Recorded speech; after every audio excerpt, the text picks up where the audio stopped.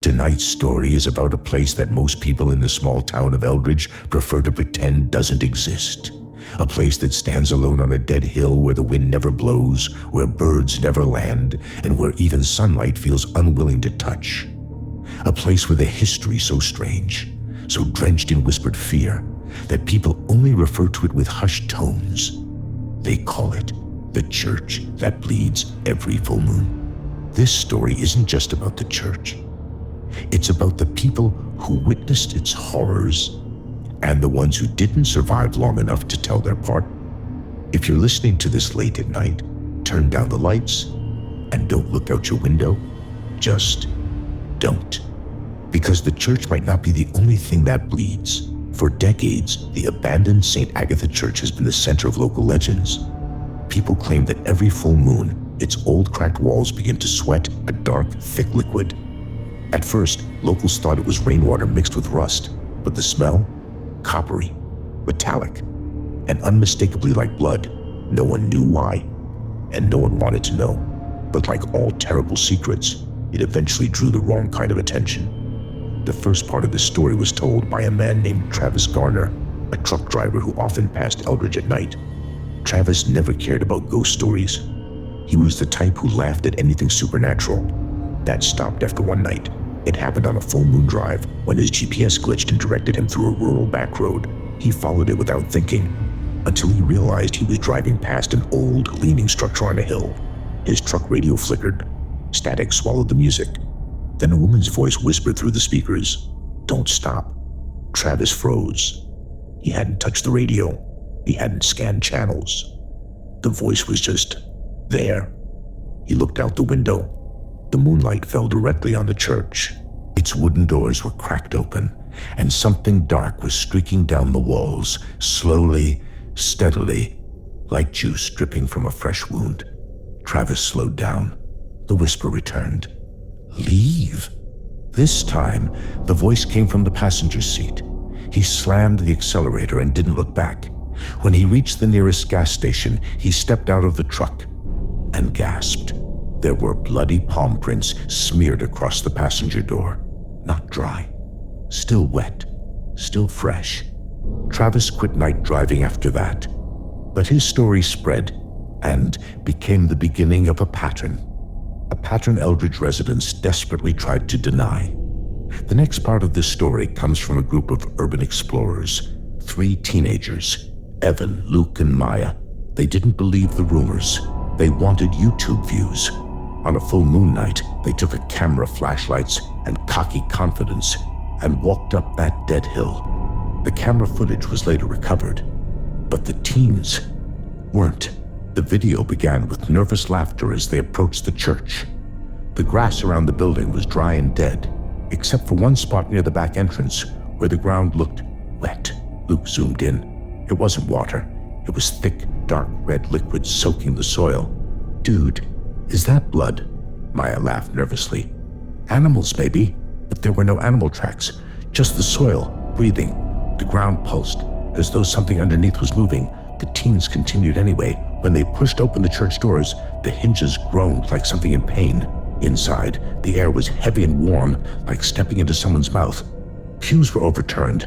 The crucifix lay broken on the floor, and on the walls, more of that dark, thick substance. It dripped from cracks, from old wooden beams, from places where there shouldn't even be gaps. Luke inspected it with the camera. "Bro, that's blood. It has to be." Before they could argue, a deep thud echoed from beneath the church floor. Then another, and another, rhythmic, slow, like a heartbeat. The walls began to pulse with it. The camera captured something that still unsettles people. As the thudding grew louder, the blood on the walls started flowing upward, not downward, upward. Maya whispered we should go, but it was too late. From the far end of the hall behind the altar, something knocked on the floorboards. A whisper crawled through the church. "Don't leave. Not yet." The flashlight beams flickered violently. The camera shook as the teens sprinted to the door. But the church door, the same door they had pushed open, was now sealed shut, as if fused together. The whisper grew louder. "Closer. You came to watch. So watch." The floor cracked wide open beneath the altar. Something pale rose from the darkness, but the footage cut out right before its face became clear. The last frame captured Luke screaming, Maya dropping the flashlight, Evan praying, and behind them, a white hand reaching out. Their bodies were never found. Only the camera lying on the hilltop, its lens cracked, and the ground beneath it, wet, still bleeding. The third part of this story comes from someone who should have known the truth all along. The last priest of St. Agatha, Father Miguel. He was missing for years until hikers found him hiding in an abandoned cabin deep inside the Eldritch Forest. Malnourished, dirty, mumbling incoherently. When authorities questioned him, he didn't make sense until they mentioned the church. Then he went silent and whispered. It woke up, didn't it? Father Miguel claimed the church wasn't just a building, it was a containment, a prison. He said the original founders of Eldritch used the church to trap something ancient, something that fed on guilt, grief, and blood, a creature that could mimic voices, take shapes, call out to the living. He said it was buried deep beneath the altar, and that the full moon weakened the seal. Father Miguel admitted the truth. During his last service, he heard something knocking beneath the floor, then a voice whispering his name, a voice that belonged to a woman who died in the church 10 years earlier. He left the church that night and never returned.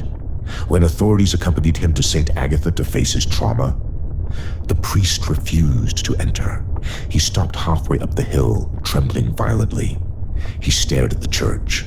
Then he screamed. Blood began trickling down its walls. Even though the moon was only half full, Father Miguel dropped to his knees, whispering, "It's not sealed anymore." He died 2 days later in his sleep.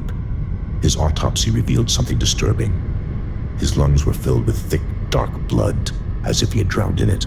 But there was none on his bed, none on the floor, none anywhere in the room. It was as if the blood had appeared inside him, without spilling.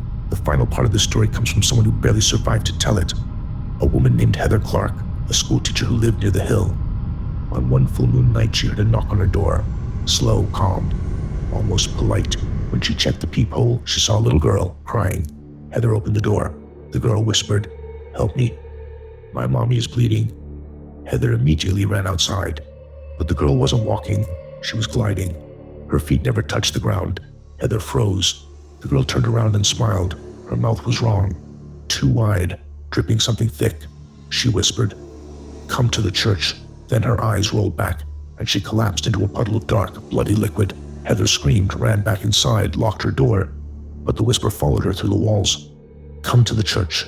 Her phones died. Her lights flickered. Her windows bled. By morning, she was found unconscious on her living room floor. She survived, but her hair went white. Heather left Eldritch the next day. She told authorities the same thing Father Miguel said. It's awake.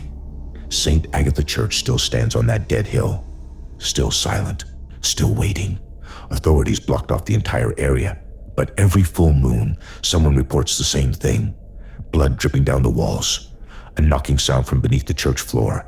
And a voice whispering, sometimes as a child, sometimes as an adult, sometimes as someone the listener knows, always saying the same thing. Come inside. The church wants visitors. It wants witnesses. It wants worshipers. Maybe it wants you. And if one night, on a full moon, you hear a gentle knock at your door, don't answer it. Because whatever stands on your porch might already know your name, and it might already be bleeding. If you enjoyed this story, subscribe to our channel, Dark Vision, for more horrifying tales. And remember, some churches pray to God, but this church prays for blood.